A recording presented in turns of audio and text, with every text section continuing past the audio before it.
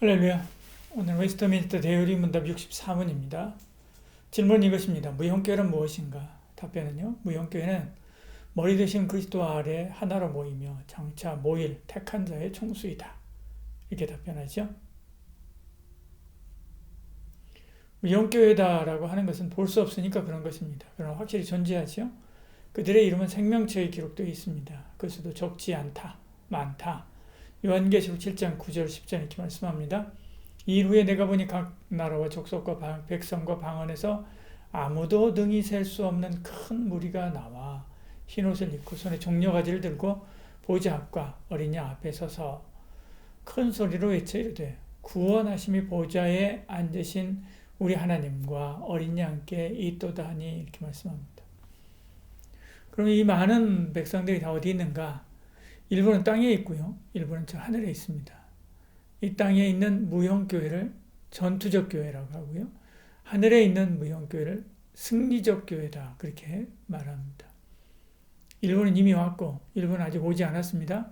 아직 오지 않은 사람은 미래 세대를 말하죠. 무형교회는 그들을 다 포함한 개념이라고 할 수 있습니다. 또 무형교회를 다른 말로 비가시적 교회다라고 부르기도 하죠. 우리 눈으로 볼 수 없지만 하나님은 알고 계시기 때문에 그렇습니다. 마지막 날에 무형교회에 속한 사람만 구원받습니다. 여기 속하지 않은 사람은 바깥 어두운 곳으로 쫓겨날 것이지요. 마태복음 8장 12절 이렇게 말씀합니다.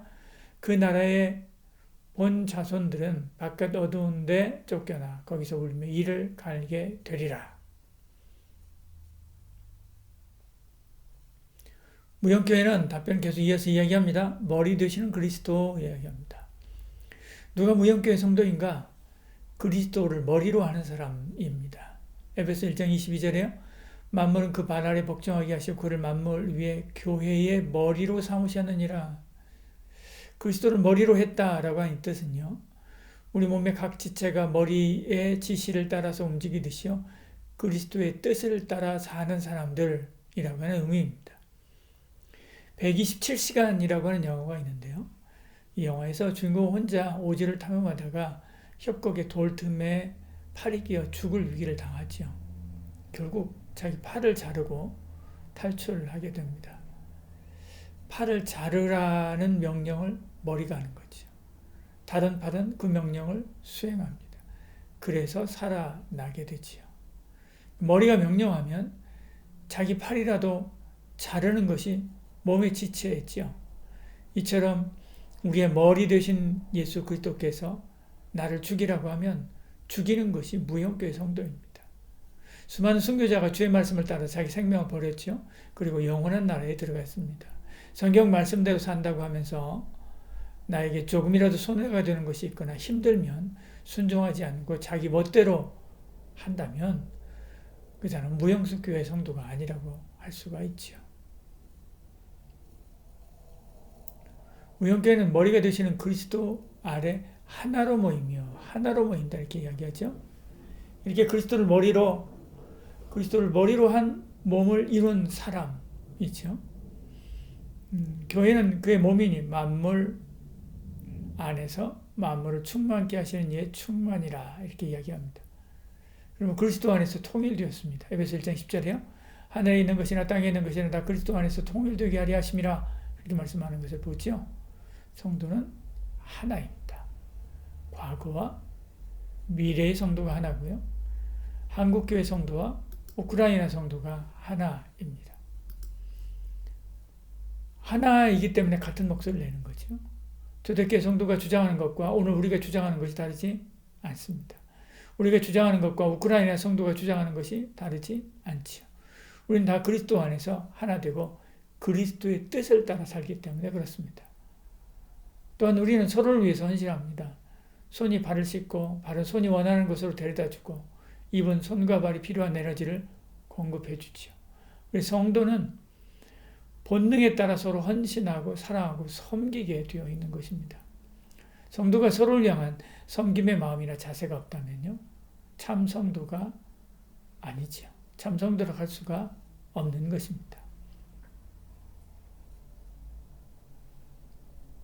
무형교회는 머리 대신 그리스도 아래 하나로 모이며 장차 모일 택한 자의 총수이다 이렇게 이야기하죠. 이 무형교회의 과거와 현재와 미래의 모든 성도도 다 포함됩니다. 예수님 십자가 복음의 영향력은 유대인뿐만 아니라 택한 모든 성도에게 미치기 때문에 그렇죠. 요한복음 11장 52절이요.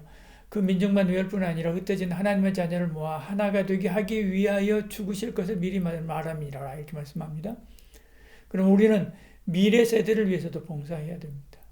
다음 세대를 세우고자 하는 그것도 바로 이것 때문에 그런 거죠. 우리는 한 세기 전 믿음의 선배들이 신앙을 위해서 얼마나 많은 핍박과 고난을 받았는지 잘 압니다. 우리가 다음 세대를 복음으로 세우지 않으면요, 한 세기 후에 나타날 무형교회 성도들이 얼마나 많은 어려움을 당할지 모를 일이지. 이번에 대학에 들어온 22학번은 어떤지 정말 궁금합니다. 코로나 세대가 되어서 가장 민감한 고등학교 시절에 교회에 가지 못하고 살았던 친구들이지요. 그들이 어떤 모습으로 우리에게 나타날지 상상이 안 갑니다. 오늘 우리가 다음 세대를 위한 것은 아주 먼 미래의 일을 바라보고 준비하는 것 같지만 사실 코앞에 일어난 일입니다. 우리는 부지런히 다음 세대를 위해서 복음으로 봉사할 준비를 해야 됩니다. 그렇지 않으면 우리가 생각하는 것보다도 훨씬 더 빨리 교회는 쇠퇴하고 미래의 무형교회 성도들은 힘들어질 것입니다. 무형교회는 머리 대신 그리스도 아래 하나로 모이며 장차 모일 택한 자의 총수이다. 택함 받았다 이야기하죠. 택함 받았다라고 하는 것은요, 하나님께서 만세전에 택정한 사람, 구원받기로 작정된 사람을 말합니다. 근데 유형교회에 속하면서도 택함받지 않은 사람이 있을 수 있습니다. 반면에 유형교회에 속하지 않으면서도 택함받은 사람이 있을 수 있다는 것을 염두에 두어야 됩니다. 유형교회에 속하면서도 택함받지 않은 사람은요, 예수 그리스도를 믿지 않는 사람, 피 흘리기까지 죄와 싸우지 않는 사람입니다. 안타깝게도 그들의 이름은 어린 양의 생명책에 없지요. 반면에 유형교회에 속하지 않으면서도 무형교회에 속한 사람이 있을 수 있습니다. 지난번에 말씀했듯이요, 임종 직전에 예수님을 믿고 영접하거나 감옥에서 예수님을 믿고 영접하거나 교회가 없는 오지에서 복음을 받고 예수님을 믿는 사람들을 말하지. 중요한 것은 그 영혼이 예수님을 구주로 믿느냐입니다. 그러므로 너무 외적인 것에 집착하지 마시길 바랍니다. 가문이나 활동이 아닌 믿음이 중요하지요. 참 믿음과 마음으로 주를 따르는 저와 여러분 되기를 축복합니다. 기도하겠습니다. 사랑이 많으신 우리 하나님, 우리 가운데 함께 하시고 은혜 베풀어 주시옵소서.